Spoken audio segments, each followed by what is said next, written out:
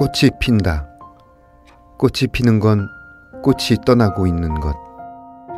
꽃이 피는 가지 속 좁디 좁은 방에서 한 식구가 촛불 같은 작은 상 하나에 모여 서로 꽃잎을 수저처럼 부딪히고 섞으며 일생을 살다가 죽을 때가 되어 한 송이 주름진 꽃이 되어 떠나는 것. 가지 밖으로 꽃이 피는 건 꽃이 제 식구를 떠나 세상 밖으로 나오는 것. 꽃이 꽃속보다도 핏비친 이 세상 공중에 저무는 바람에 제 몸을 눕히는 것. 밥상에 숟가락이 놓이듯 가지런히 한 송이 꽃이 핀다. 사람은 꽃잎으로 밥을 떠먹을 수 없다. 밥이 너무 무겁다. 공중은 붉게 녹슨 숟가락 같은 꽃을 든다. 바람이 분다. 배가 부르다. 꽃잎이 흔들린다. 숟가락질이 빨라진다. 김중일 시인의 시집 가슴에서 사슴까지 중에서 떠나는 꽃을 읽어드렸습니다. 여기는 문학라디오 문장의 소리입니다.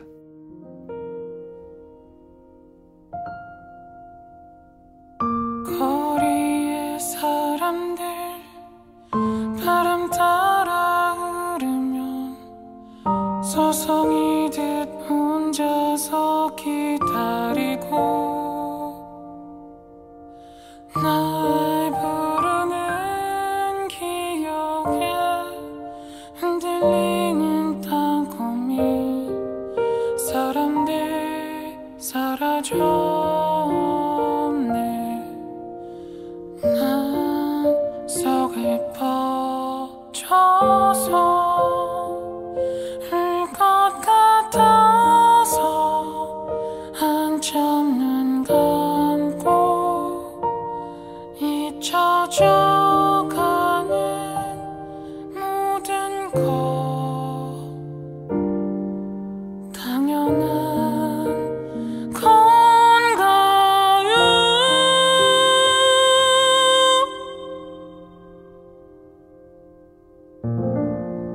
문학 라디오 헤이수의 문장의 소리. 안녕하세요. 저는 진행을 맡은 소설가 헤이수입니다. 오늘 문장의 소리 작가의 방에는 이현호 시인님을 모셨습니다. 어서 오세요. 네, 안녕하세요. 저는 인간 같아 보이는 인간처럼 보이는 이현호입니다. 인간 같아 보이고 인간처럼 보이는 이현호 시인님은요. 2007년 현대시로 등단을 하셨고요. 시집으로는 라이터 좀 빌립시다가 있습니다. 그리고 이번에 새로운 시집이라고 해야 되겠죠. 아름다웠던 사람의 이름은 혼자를 출간하셨습니다. 시집 나오고 어떻게 지내셨어요? 정말 아무것도 안 하고 있어가지고요. 네네. 어떻게 지냈다고 말하기가 좀 어렵네요. 그냥 집에서 아무것도 안 하고 있습니다. 네. 그냥 가만히 계셨나요? 네, 뭐 제가 백수인데다가 네. 원래 좀 집돌이어서 네. 거의 집에만 있었어요. 그래서 뭘 하셨습니까? 이렇게 여쭤보시니까 네. 뭐 한 게 없네요. 근데 지금 시인님이 굉장히 겸손하셔서 아무 일도 안 하셨다고 그랬는데 이 아름다웠던 사람의 이름은 혼자, 이 시집이 작년 말쯤에 나왔잖아요. 네. 근데 네. 제가 가지고 있는 판본이 2019년 1월 22일 판본인데 네. 한 3개월 정도 되는데 벌써 4쇄를 찍었단 말이에요. 네. 굉장히 이렇게 있는데 아무것도 안 했는데도 이렇게 시집이 반응이 좋다는 거는 뭐 제가 네. 시집을 뭐 이렇게 많이 팔렸다고 하는 것도 좀 쑥스러운 일이지만 네. 어쨌든 제가 뭘 한 건 아니고 독자분들이 예. 사주신 거죠. 그렇죠. 참 겸손하신 분입니다. 아름다웠던 사람의 이름은 혼자. 이 시집은 일반 시집의 구성처럼 뭐 3부, 4부 구성이 아니라 사이드 A, 사이드 B로 구성되어 있어요. 어떤 의도가 있을까요? 말씀하신 것처럼 이제 보통 시집들이 뭐 1부, 2부, 뭐 많으면 뭐 5부 뭐 이렇게까지도 부를 나누는 게 보편적인데 조금 저는 좀 새로운 걸 좀 해보고 싶기도 했고 그래서 생각했던 게 라디오 카세트 테이프예요. 네. 그래서 뭐 요즘은 모르시는 분도 있겠지만 아주 어린 친구들은 옛날 라디오 카세트 테이프 이렇게 넣으면 네. 앞쪽은 사이드 A, 뒤에는 사이드 B 해서 이제 사이드 A가 이렇게 테이프가 이렇게 돌아가다가 그렇죠. 다 들으면 탈칵하고 뒤로 넘어가고. 그렇죠. 오토리버스. 네.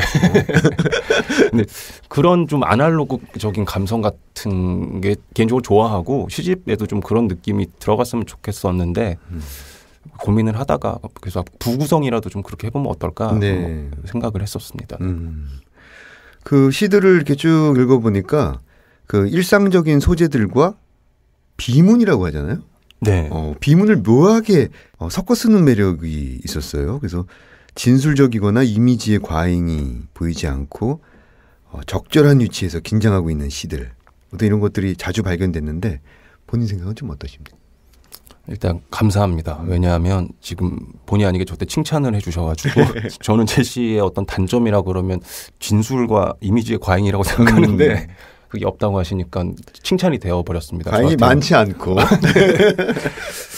비문은 뭐 네. 특별히 무슨 거창한 무슨 시 작법상이나 뭐 이런 것에서 뭐 기인한 것은 아니고요. 그냥 저희가 평소에 어떤 마음이나 생각을 전할 때 되게 잘 적확하게 전달하기가 되게 어렵잖아요. 네. 답답한 특히나 감정이 좀 과잉되고 이랬을 때는 뭔가 지금 내 마음은 그게 아닌데 이 뭔가 말하는데 어떻게 표현해야 되지? 이런 순간들이 많이 있는데 네. 저 역시도 이제 시집을 쓰면서 제 생각이나 화자의 마음을 전달할 때 당연히 그런 고민들을 하게 되죠. 근데 이제 기존의 어떤 문법이나 어법만 가지고는 좀 부족하다는 생각이 많이 들어서 네. 비문을 좀 쓰게 되었고 어느 순간부터는 좀 의도적으로 비문을 좀 쓰게 되었죠. 예. 네. 일부러 비문을 쓰시는 거죠? 네. 그렇죠. 잘 알고 있습니다. 문법을. 네. 그 나라는 시간이라는 시편을 보니까요.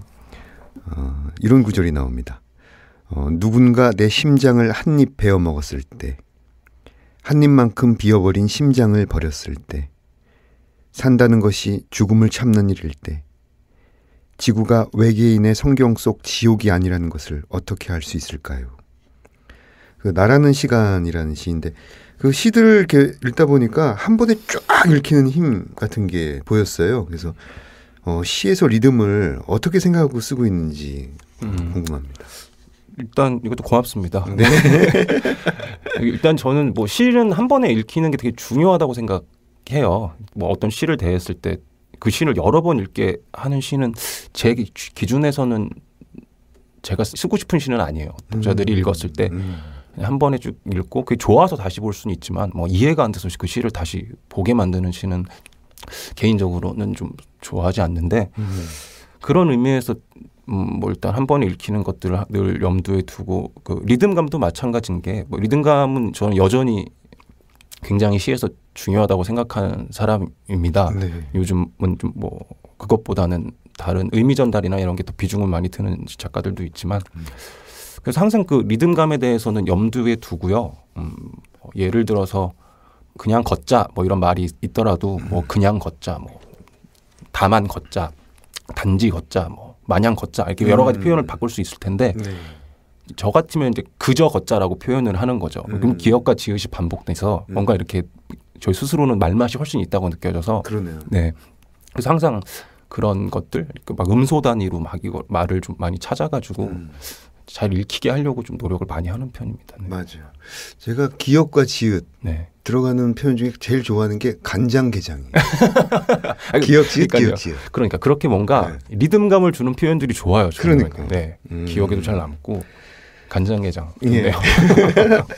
아니 근데 이게 단지 리듬뿐만 아니라 어떤 어둠이라든지 어떤 고독한 느낌이 묻어나는 그런 내용들이 있어요. 이 부가연동이라는 시를 잠깐 보면은 내 모든 날의 별자리가 떨어져 내리는 밤, 당신의 이름을 부표로 띄우고 마음의 수위를 더듬는 밤, 오래 돌보지 않은 불행에게도 정이 드는 밤, 급한 마중을 하려는 듯 골목을 맨발로 뛰어가는 바람 속에서 오늘은 기일, 세상의 매일은 누군가의 기일, 나의 울음을 나에게 들려주는 날. 그래서 어떤 그 굉장히 어둠과 고독, 뭐 과로의 날이라든지 검은 봉지의 마음 이런 시들을 보면은 인간이 왜 고독한가를 또 여러 소재와 방식으로 보여주고 계세요. 지금 근데 읽다 보니까 꼭 랩하는 기분인데. 고맙습니다. 이 질문이 너무 어렵네요. 이거는 뭐 제가 근데 뭐 이 고독에 대해서 뭐 거창한 철학적 사유를 하고 있는 것은 아니고요. 제 스스로가 일단 되게 은둔형 외톨이 같이 살기 때문에 대부분 집에 혼자서 있고 그러다 보니까 이제 자연스럽게 뭔가 혼자 있는 사람에 대한 이야기들을 소재적으로도 많이 활용하게 되는 것 같고요.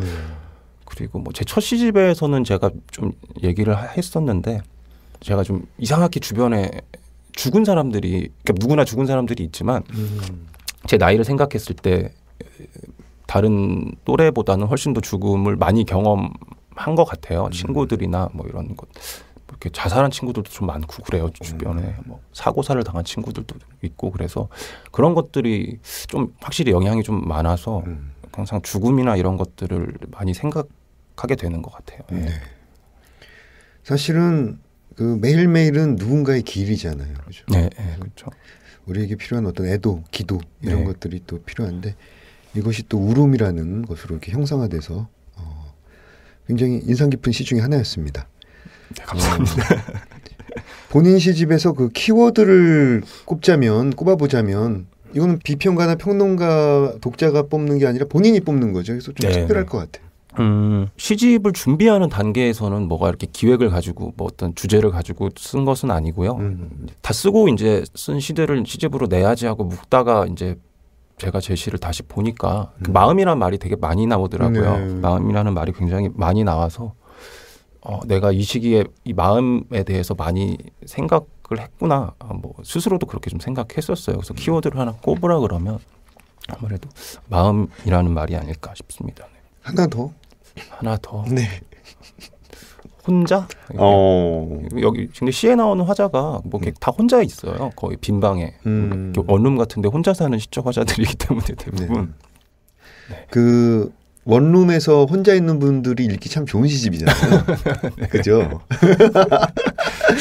뒤에서 조혜진 PD님이 박수를 쳐주셨어요. 네. 시를 창작할 때 세상을 바라보는 관점이라든지 태도 어떤 이런 것에 대해서 좀 말씀해 주실 수 있을까요? 일단 제가 모르는 얘기는 잘 하지 않는 게 맞다라고 생각을 해요. 그래서 시집을 엮을 때도 그랬지만 그럼 내가 잘하는 게 뭘까? 내가 정말 남들보다 내가 이거는 정말 잘 안다라고 말할 수 있는 게 뭔가를 생각해 봤더니 딱 하나 있더라고요. 뭘 것 같으세요? 혼자 있는 거? 그렇죠. 근데 저보다 더 외톨이가 뭔가 더 그런 분이 있을 수 있겠죠. 근데 제 마음은 제가 이 세상에서 제일 잘 알더라고요. 그렇죠. 남들보다도 내가 이거 하나 확실히 남들보다 많이 안다 하는 게 제 마음밖에 없더라고요. 그래서 창작할 때 이제 뭐 관점, 태도는 좀 뭐 거창한 이야기지만 제가 아는 것을 이야기해야 한다고 생각하고 그랬을 때 제일 잘 아는 게 제 마음이라서 20원 시집에도 마음에 대한 이야기가 많이 나왔고 저도 이제 제 마음에 대한 이야기를 하다 보면 어떤 보편적인 인간에 대한 이야기도 자연스럽게 되는 게 아닌가 뭐 이런 생각들을 합니다. 네. 제목이 좀 특이해요. 아름다웠던 사람의 이름은 혼자. 네. 제목이 어떻게 지어진 건가요? 제가 지었습니다 하면 참 멋있을 텐데 그거는 아니고요. 김봉곤 씨의 손길이 들어갔나요? 잘 알고 계시네요. 봉곤 씨가 추천해줬던 제목은 아니었습니다. 그러니까 잘 아시겠지만 봉곤 씨는 이제 출판사에서 편집자인데 편집자랑 저랑 또 주변에 제가 원고를 한두 번한테 좀 보여드렸어요. 지인들한테. 그래서 이제 거기서 이제 추천받은 것들을 두고두고 고민을 하다가 이 제목을 하게 됐는데 이 제목은 다른 시인이 추천을 해준 제목이고요. 제 시집 전체의 어떤 내용이나 분위기를 잘 짚어주는 것 같아서 저는 좋았습니다. 이 제목이 딱이겠다 그런데 생각했습니다. 딱 본 순간 촉이 딱 왔나요? 다른 것보다 어쨌든 낫더라고요. 근데 그때 다른 후보들이 좀 제가 박준 시인한테 여러 물어봤는데 박준 시인이 추천해줬던 제목은 가정교육이었고요. 가정교육? 네, 제 시집 제목이. 그것도 좀 돌발적이네요. 네, 자기 시집은 잘 지은 것 같은데 제목을. 그리고 제가 생각했던 것도 그냥 이렇게 뭐라 그럴까 지금 정확히 기억은 안 나는데 벌써 그냥 다정한 어떤 말이었어요. 뭐 근데 그런 것들 중에서 고르자 보니 이게 압도적이더라고요. 이 시 제목이. 그래서 고르게 되었습니다. 네. 의미도 있고, 예. 맞습니다. 그 시에서 이 가난, 그다음에 죽음, 이 가난과 죽음, 저는 사실은 아까 키워드를 꼽자면 요게 나오지 않을까라고 네. 생각했었는데 어떤 가난과 죽음에 대해서 굉장히 오랫동안 생각을 많이 하신 것 같아요. 그래서 이 가난을 바라보는 태도, 그다음에 죽음을 받아들이는 어떤 자세, 이것에 대해서 개인적으로도 어떤 생각을 갖고 계세요? 아무 생각을 안 합니다. 근데 이제 가난이나 죽음은 뭐랄까 이게 뭐 특별해서 제가 그것에 대해 사유한다기보다는 저한테는 그냥 너무 당연하고 익숙한 것들에 가깝기 때문에 네. 뭐 정말 평소에 어떤 특별한 사유를 하지 않아요. 너무 당연한 거 그냥 너무 그냥 곁에 있는 것. 그렇죠. 마치 거죠. 물고기에게 물처럼. 네네. 그래서 좀 어렵네요 이것도. 그 보통의 표정이라는 시를 보면서 그 어떤 태도에 대한 부끄러움과 잘못을 인정하다기보다는 부정하거나 외면하는 상황을 그대로 받아들이는 모습들이 인상적이었어요. 이현우 시인의 그 평상시 보통의 그 표정이라든지 어떤 감정 상태는 좀 어떻습니까? 일단 굉장히 좀 무덤덤합니다. 무덤덤하고요. 평소에 좀 가치관이라고 하면 거창하지만 뭐 이럴 수도 있고 저럴 수도 있지 뭐 보통 이런 생각을 하고 살기 때문에 네네. 여기서 말씀하신 것처럼 뭔가 부정적인 거나 뭐 피하고 싶은 상황들이 닥쳐도 네. 그래 이럴 수도 있고 저럴 수도 있는 것이지라고 하면서 받아들이는 편이라서 시의 화자들한테도 그런 저의 태도가 반영이 되어 있겠죠. 네. 그렇죠. 약간 수용하지만 또 한편으로 되게 좀 쓸쓸하잖아요. 그렇죠. 근데 그게 그러니까 쓸쓸한 끄덕거림. 네, 그죠. 뭐 나이를 많이 먹지는 않았지만 자꾸 그렇게 되던데요. 근데 저는 네. 그런 것의 장점도 많다고 봐요.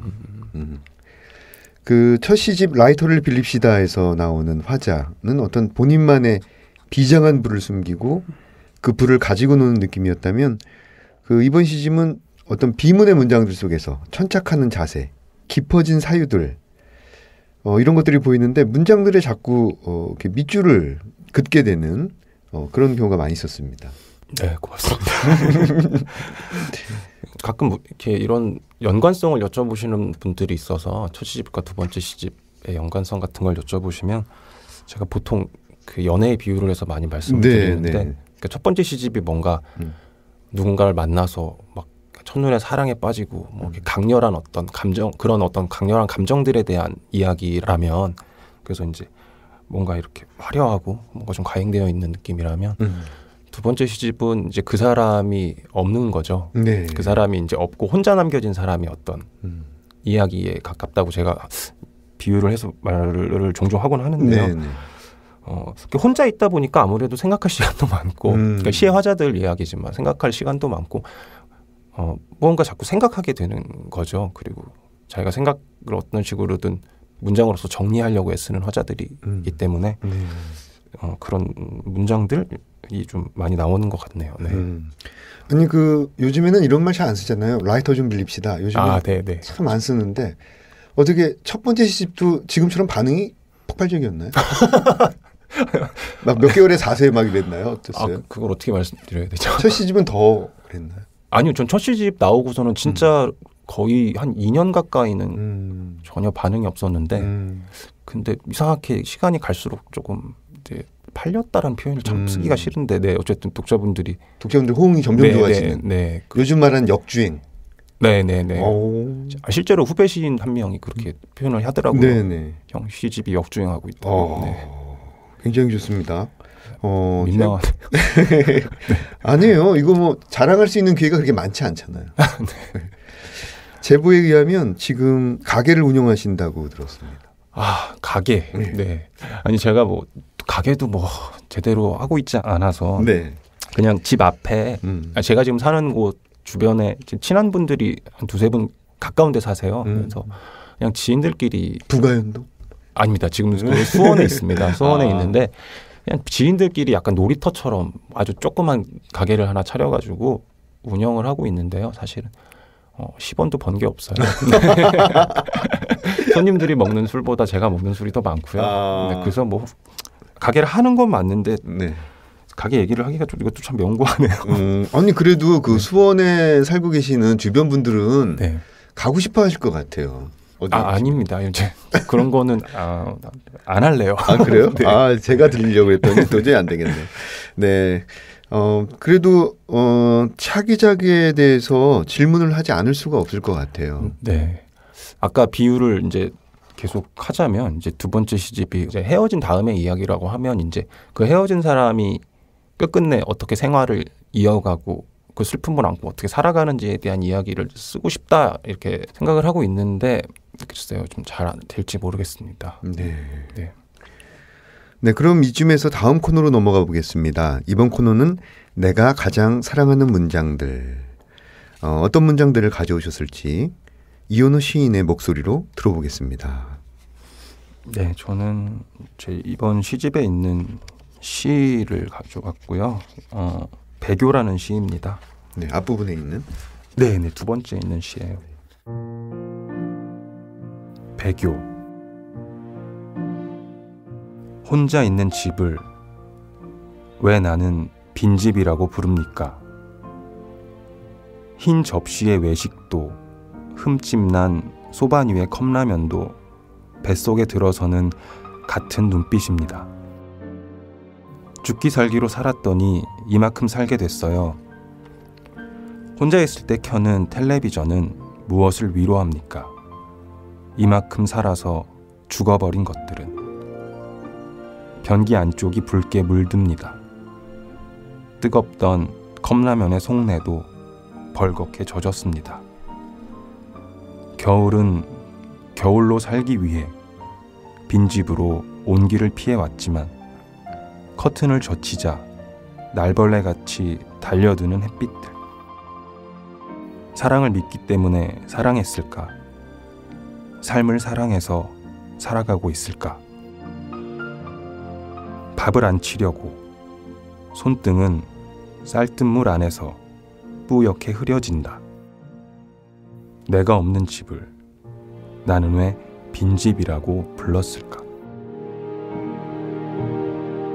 네. 혼자 있는 집을 왜 나는 빈집이라고 부릅니까?로 시작해서 네가 없는 집을 나는 왜 빈집이라고 불렀을까?로 끝나는 배교라는 시. 어떻게 읽어주신 시에 대해서 조금 더 이야기를 해주시죠. 네. 이 시는 처음에 이제 착상은 저 통화 같은 거 할 때 집에 혼자 있으면 누가 뭐 친구가 너 지금 뭐해? 그러면 나 지금 빈집에 혼자 있어. 뭐 이렇게 제가 말을 하고 있더라고요. 문득 그걸 깨달았어요. 나 지금 빈집에야. 제가 집에 혼자 있는데 제가 그런 표현을 썼어요. 어느 날. 그래서 아니 왜 내가 이 집에 나라는 사람이 있는데 이 집을 빈집이라고 표현했을까? 뭐 그런 아이디어에서 시작한 시인데 이 시를 고른 이유는 제가 요즘 진짜 아무것도 안 하고 있습니다. 네. 약간 이런 게 슬럼프인가 싶을 정도로 뭔가 이렇게 의욕이 없고 창작도 잘 안 되고 이러는데 아니, 시집이 너무 잘 팔려서 그런 거 아니에요? 아니요. 전혀. 근데 첫 시집을 냈을 때도 당연히 그런 기간이 있었거든요. 근데 그때 이제 이 배교라는 시를 쓰게 되면서 또 뒤에 있는 작품들을 썼어요. 그러니까 좀 약간 슬럼프를 깨게 해줬던 작품인데 그래서 생각이 나서 읽어봤습니다. 네. 그러면 또 다시 한번 슬럼프를 깨는 시를 또 한 편 곧. 그랬으면 참 좋겠네요. 근데 어렵습니다. 네. 근데 그 이유가 뭘까요? 왜 이렇게 아무것도 하지 못하게 하는 일종의 무의라고 할 수 있는데요.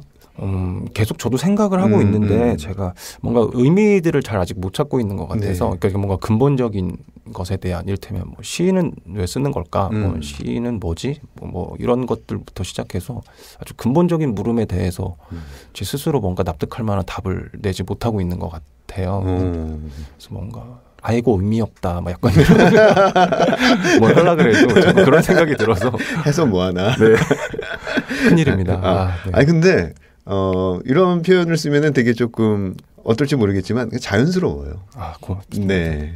사람들이 말은 안 하고 있을 뿐이지 비슷한 증세들을 책을 낸 다음에 꼭 겪어요. 특히 이제 두 번째나 세 번째. 네.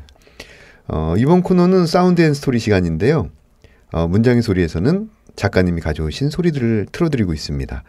오늘 저희를 위해서 어떤 소리를 들고 오셨는지 일단 한번 들어보겠습니다.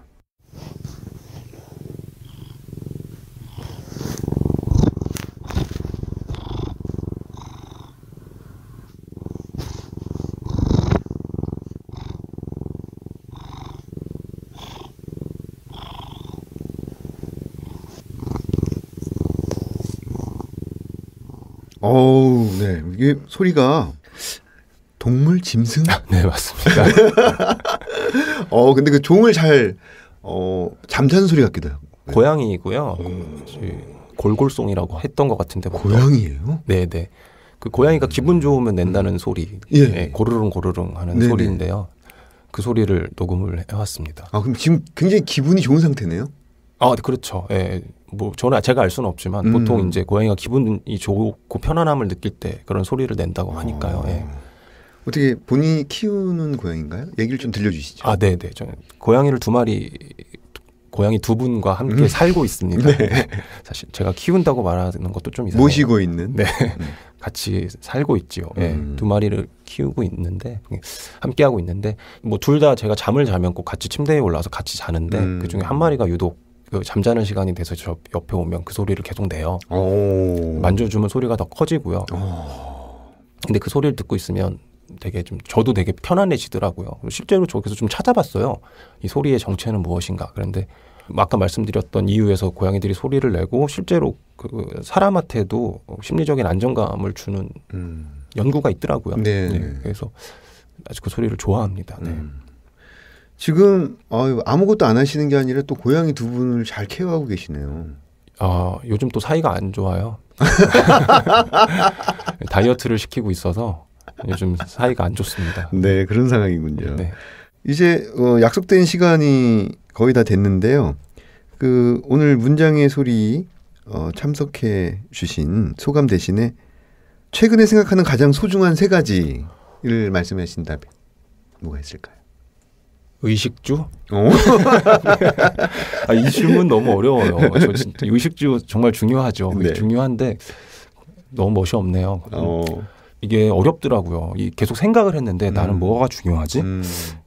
근데 이걸 선택하자니 저게 서운해할 것 같고 막 계속 이런 생각이 들어서 특히나 예전 같으면 뭐 정말 의욕적으로 시와 뭐 사랑과 이런 걸 얘기했을 텐데 막 첫 시집을 낼 당시였다면 그랬을 것 같아요. 근데 요즘은 약간 에고 의미 없다 이런 생각을 자꾸 있어서 뭔가 특별한 것을 찾기가 어려웠고 그래도 좀 멋있게 얘기하자면 뭔가 마음? 좀 계속 마음에 대해서 중요하게 생각을 하는 것 같아요. 나의 마음, 다른 사람의 마음. 네. 좋습니다.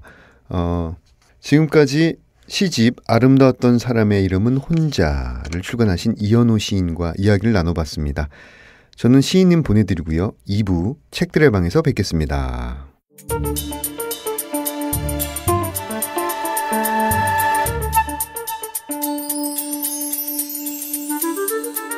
문장의 소리 2부 책들의 방. 2부 코너에서는 책과 관련된 다양한 분들을 초청해서 다양한 이야기를 나눠보고 있습니다. 지난주에 이어서 연세대 공강혁신을 운영하고 있는 윤종환님을 모셨습니다. 한 주 동안 잘 지내셨는지요? 네, 반갑습니다. 한 주 동안 너무 잘 지내고 있는데요. 네.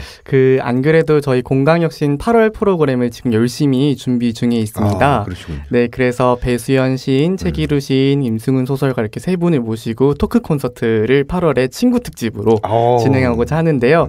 저희 이제 8월 말중에 이제 기획이 되는데 큰 행사다 보니까 이제 미리 준비하고 있습니다. 네. 큰 행사네요. 네네. 배수연, 임승훈. 저는 개인적으로 저희가 모신 적이 있는데 굉장히 재밌습니다. 이분들. 그래요? 네, 저희도 기대가 되네요. 네. 오늘은 가장 사랑하는 책에 대해서 이야기를 나눠볼 텐데요. 어떤 책을 가져오셨는지 좀 소개 부탁드립니다. 네, 제가 준비한 글은 그 쉼보르스카라는 시인의 끝과 시작이라는 작품에 나오는 시 한 편. 이것은 커다란 행운이라는 작품인데요. 네. 이 작품을 같이 한번 읽어볼까 합니다. 네, 그럼 윤종환님의 목소리로 이것은 커다란 행운 함께 들어보도록 하겠습니다. 이것은 커다란 행운. 이것은 커다란 행운. 우리 스스로가 어떤 세상에 살고 있는지 정확히 알지 못한다는 건 그걸 알기 위해선 아주 긴 세월 동안 존재해야만 한다. 행운이라는 단어가 생겨난 시점보다 훨씬 오래전부터.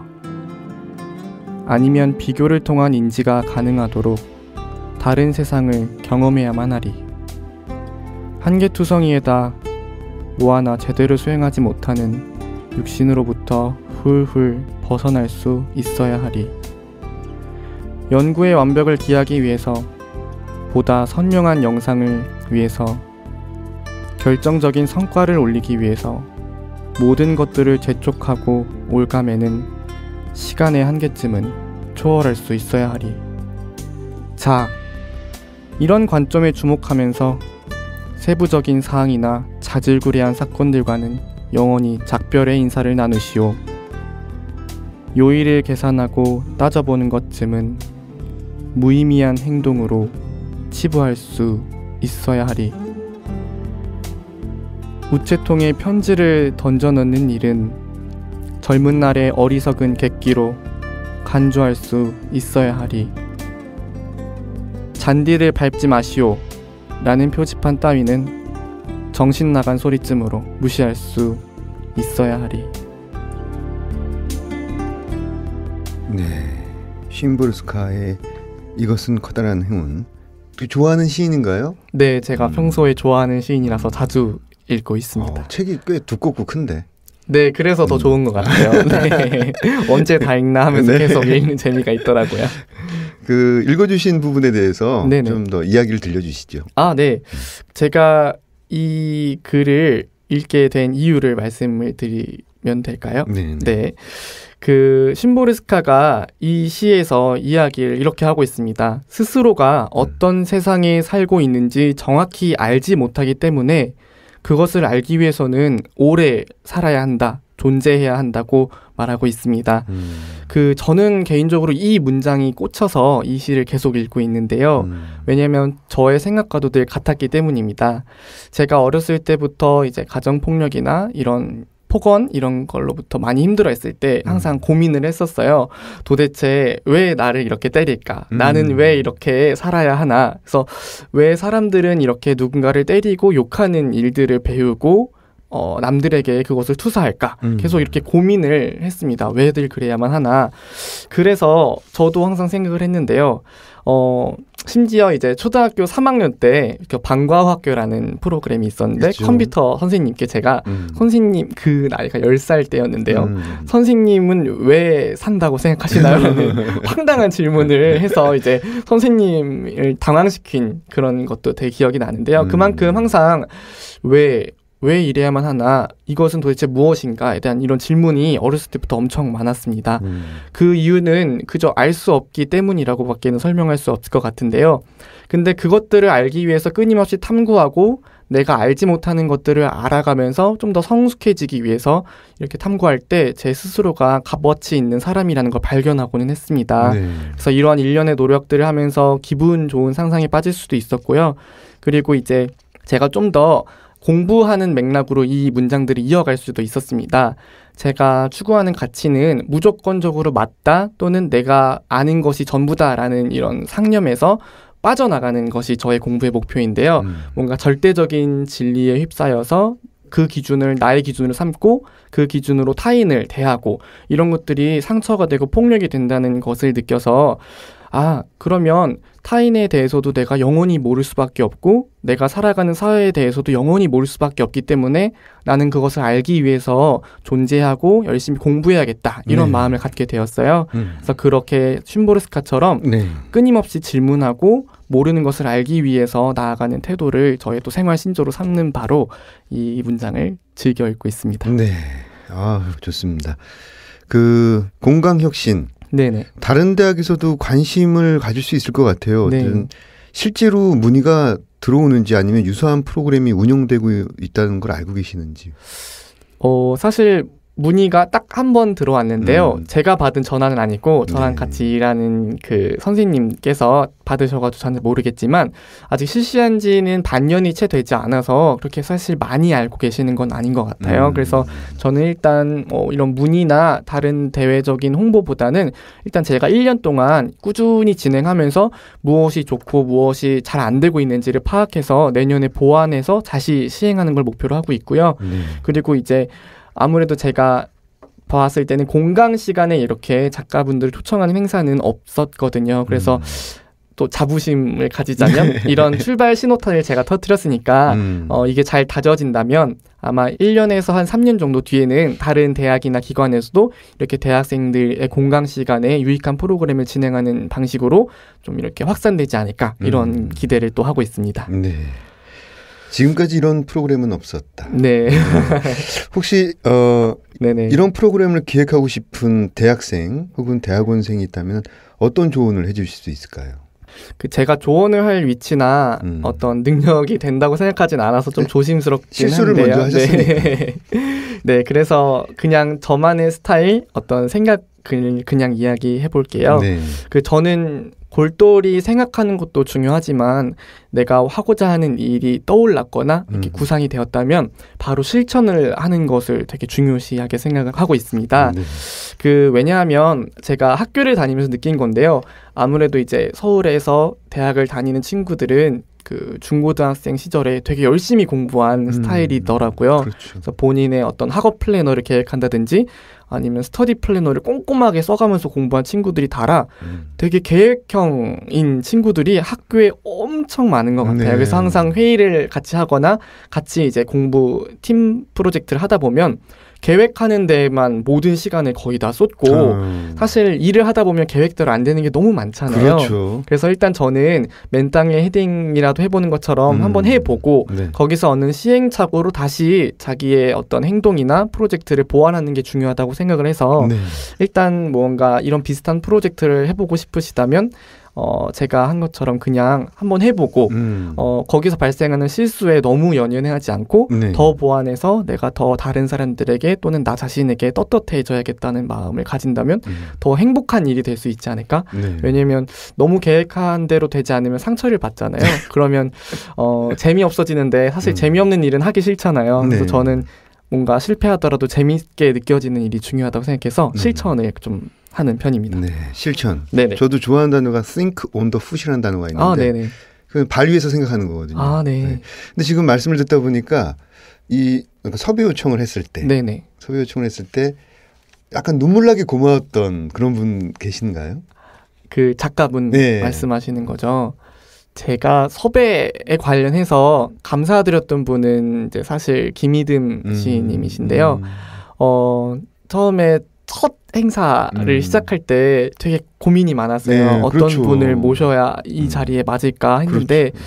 김희듬 시인님께서 자리에 오셔서 말씀을 해주신 내용이 자기 스스로의 못난 지점, 좀 이제 자기가 누군가에게 쉽게 말하지 못하는 나의 바닥에 있는 지점을 말씀해 주셨어요. 그래서 그 부분을 이제 같이 듣는 사람들과 저와 그리고 이 행사를 지켜보고 있는 많은 분들 앞에서 나누어 주신다는 게 사실 저한테는 감동적이었고 누군가는 그렇게 자기 안의 고통을 이렇게 발화함으로써 그 현장을 다시 문학적으로 또는 이제 아름답게 변화시킬 수 있다는 믿음을 주셨기 때문에 그 부분에 대해서는 지금 되게 감사드리고 있습니다. 윤종환님처럼 지금 문학을 공부하는 학생들. 네네. 뭐 제가 아주 사랑하는 사람들이죠. 감사합니다. 근데 이 시대에 네네. 참 문학을 선택해서 공부한다는 거 이게 느낌이 어떤가요? 사실 저는 문학이 어떻게 보면 제 어릴 때 유년기의 삶과 되게 밀접해 있었기 때문에 항상 즐거운 마음으로 해와서 큰 괴리감을 저는 사실 느끼진 못했어요. 사회와의 괴리감. 근데 이제 대학에 와서 국문학을 공부를 하는데 국문과에 있는 모든 친구들이 저는 문학을 좋아한다고 생각했는데 사실 그렇진 않더라고요. 반드시 그러진 않죠. 네, 거의 요즘 점점 국문과나 문예창작과 같은 문학 관련한 학과들도 폐지되고 있고 통합되고 있고 심지어 이제 문학 전공도 자기가 원해서 들어온 게 아니라 이제 성적에 맞춰서 들어온 친구들이 많고 취업난 때문에 문학을 전공하다가도 경영경제학을 전공하기 위해서 전과를 하거나 거기에 더 비중을 두는 친구들이 너무 많아서 이런 안타까움을 느끼고 있습니다. 근데 이런 와중에도 문학을 부여잡고 있는다는 것은 사실 그 사람들만의 개인의 고유한 가치 판단이 있기 때문에 제가 뭐라고 할 수 없지만 그저 자기의 삶을 즐기고 사랑하는 방식이라고 생각을 해요. 그래서 저는 항상 가지고 있는 마인드가 문학의 한 구절이 정말로 사람들의 인생과 사회를 바꿀 수 있다는 생각을 가지고 있거든요. 그래서 그 분들도 저와 비슷한 마음을 가지고 있지 않을까? 네, 이런 생각을 좀 해보고는 합니다. 네, 이 시대에 문학을 한다는 것. 지금 현장의 목소리를 들으니까 한편으로는 걱정이 되면서도 또 한편으로는 또 희망이 있구나. 이런 청년이 있으니 또 이렇게 또 위안이 되기도 합니다. 대학 넘어 대학 바깥에서도 이런 문학을 알리는 프로그램을 하게 된다면 어떤 프로그램을 하시고 싶으신지요? 네, 제가 어떻게 보면 아이디어를 항상 생각하는 편인데요. 지금 2020년, 21년 이렇게 2년에 걸쳐서 해보고 싶은 프로젝트가 하나가 있는데 기업을 상대로 문학에 관한 이 문학 예술에 관한 가치를 알리는 프로젝트를 하나 기획을 해보고 싶다는 생각을 하고 있어요. 제가 이제 국책은행인 IBK 이런 거 말해도 되나요? 괜찮습니다. 네, IBK에서 이제 장학생 사업 발표 대회에서 1등을 한 적이 있는데 그때 1등을 했던 큰 이유 중에 하나가 제가 가르쳤던 저소득층 아이들을 데리고 윤동주의 시를 외우는 프로그램을 같이 이제 제가 개발하고 발표하는 장면이 있었기 때문이에요. 그래서 초등학교 친구들에 다니는 친구들이 요새 시집이라는 게 있는지도 모르더라고요. 그렇죠. 네, 그래서 일단 그 친구들하고 쉽고 이해하기 쉬운 그런 작품들을 같이 읽는 프로그램을 기획해서 뭔가 경영 경제하면 문학과 되게 거리가 멀어 보이고 또 금융권 하면은 또 뭔가 더 단절된 거리 같잖아요.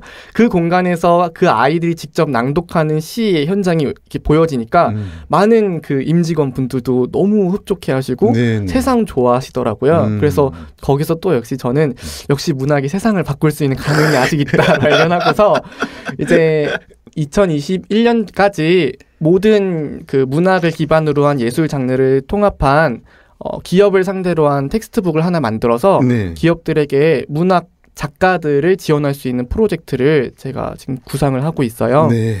그래서 외국 같은 경우는 문학 작품을 후원하는 단체가 주로 대학과 기업인데요.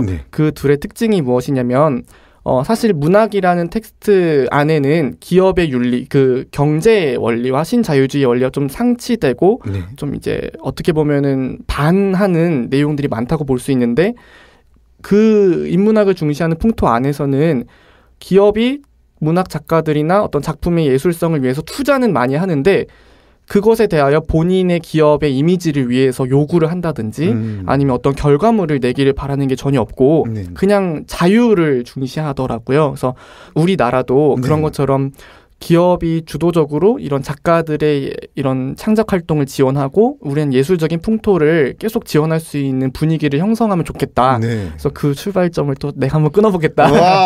이런 꿈을 꾸고 있습니다. 그래서 잘 될지는 모르겠지만 또 이제 연세대학교에 힘을 받을 수 있을 때 또 힘을 받아서 제가 이렇게 저의 삶의 영역이기도 하고 제가 좋아하는 분야에 좀 기여할 수 있는 그리고 정말 아직 문학이 세상을 바꿀 수 있다는 희망을 더 보이고자 노력을 할 계획입니다.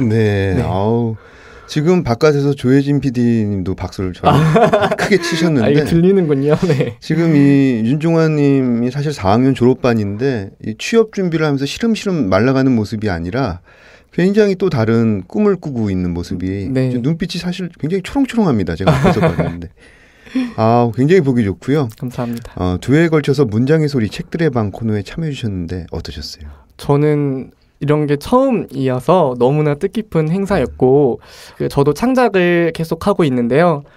사실 슬럼프가 많이 와서 지난 몇 년 동안 시를 쓰지 못했고 지금도 사실 많이 저의 이야기를 밖으로 꺼낸다는 게 무서워서 감추고만 있었는데 오늘을 계기로 좀 더 자신감을 얻게 되었고 또 이렇게 누군가와 제 이야기를 하면서 조금 더 행복을 느낄 수 있었던 것 같아서 또 오늘 뜻깊게 기억할 것 같습니다.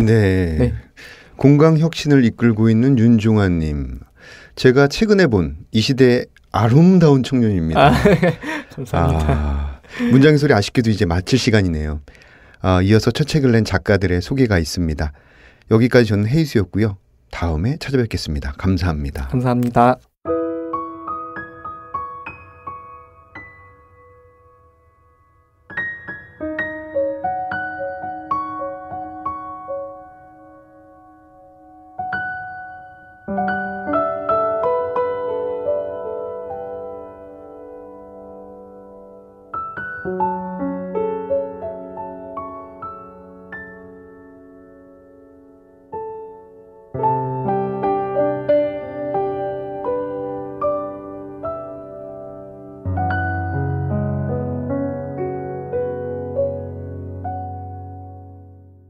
안녕하세요. 문장의 소리 정현일 시인입니다. 오늘은 토시집 파일에 출간하신 김건영 시인님과 함께하겠습니다. 네, 안녕하세요. 이번에 네. 첫 시집을 낸 김건영입니다. 네, 좋은 자리를 마련해 주셔서 감사합니다. 드디어 첫 시집이 나왔는데요. 지금 소감이 어떠신지? 좋으면서도 좀 힘들기도 하고 그래요. 그게 뭔가 시집을 낼 수 있게 도와주신 분들이 많아서 그런 분들 생각하면 좀 힘도 나고 그러는데, 한편으로는 제 시집이 나와서 제 이름을 보면 슬퍼할 사람들도 가끔 생각해요. 뭐 괜히 미안해지기도 하고요. 슬퍼할 사람이라면은 어떤? 뭐 제가 아무리 안 그러려고 살면서 본의 아니게 뭐 슬프게 했던 사람들도 있고 안 좋게 끝난 뭐 인연들도 있고 그런 사람들을 생각하면 좀 미안해지더라고요. 네. 그래서 그런 사람들이 제 이름을 보면 참 슬픈 생각이 날 것 같다는 생각도 하고, 하지만 그래도 이제 제가 이 시집을 쓴 게 그런 어떤 슬픔이나 이런 것들에 대한 어떤 해답이자 반성문이라고 생각해서 그런 것들을 좀 누군가 이제 좀 상처를 좀 덜 받았으면 좋겠다라는 생각으로 살고 있습니다. 되게 많은 네. 사연이 있나 봐요. 네, 그렇습니다.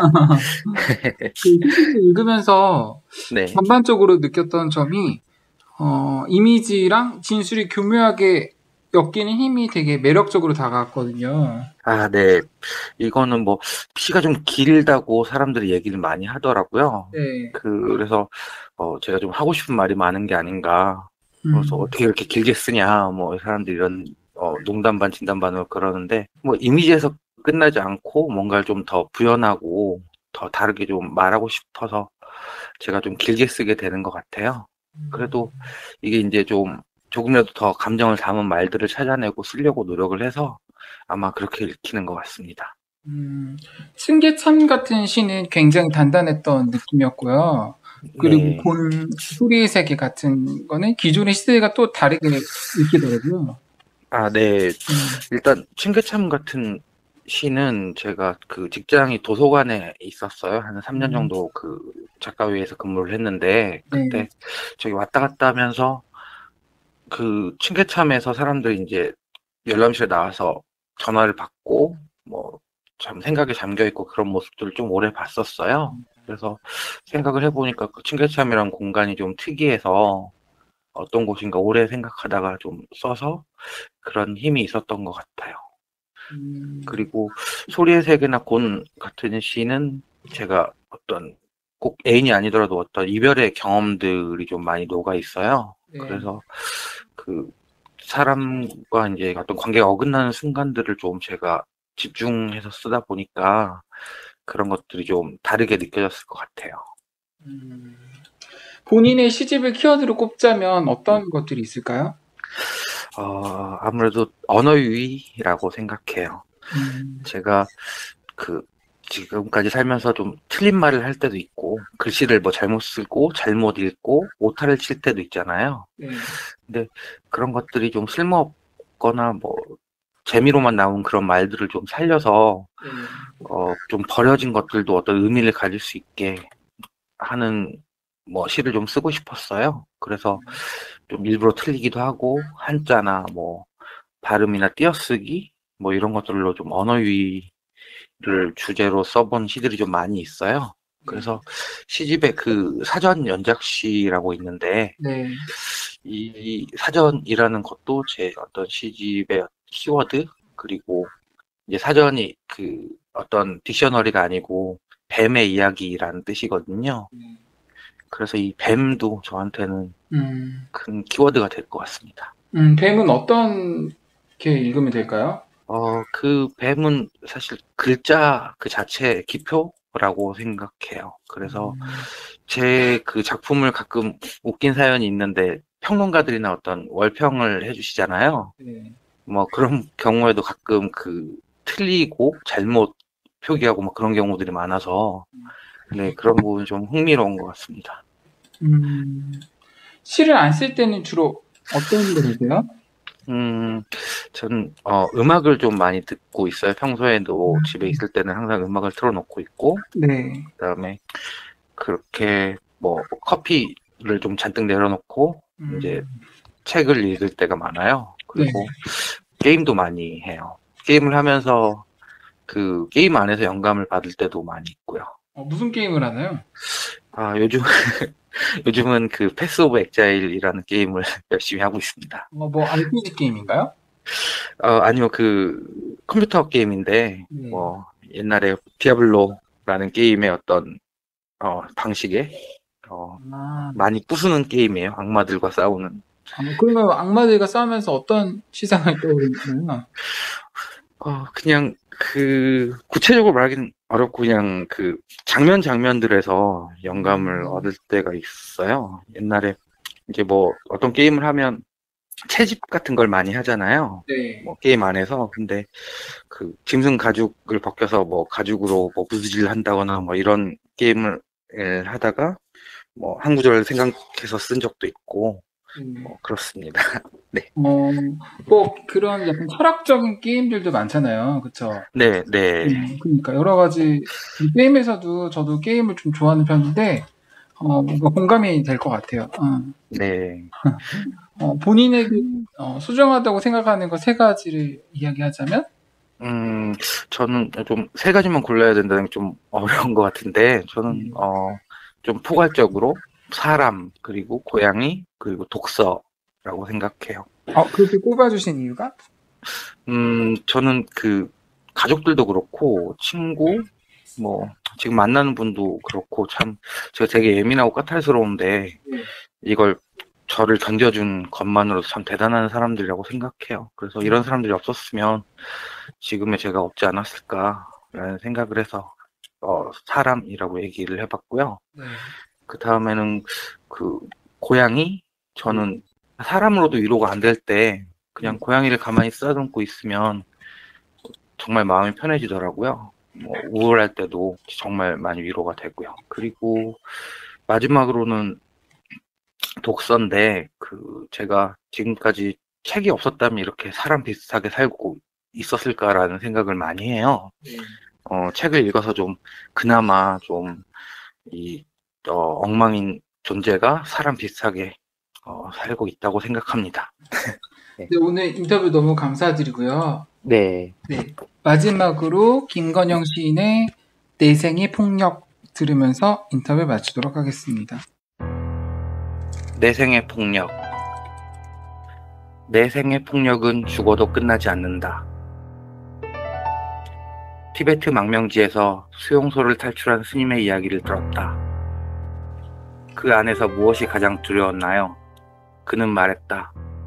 나를 고문한 사람을 미워할까 두려웠습니다. 나아가 모든 중국인을 미워할까 두려웠습니다. 마음속에서 사람을 죽인 적이 있다.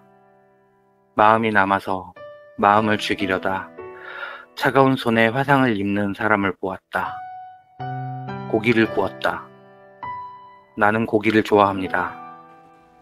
누군가 이것을 죽였다는 말입니다. 나는 먹고 마시고 말한다. 어느 것도 마음에 들지 않는다. 소리가 퍼진다. 미안하다는 말입니다. 고기에는 기가 없다. 나는 망명지가 없었다. 되찾아야 할 나라도 없었다. 사는 연습은 어디서 할 수 있는가?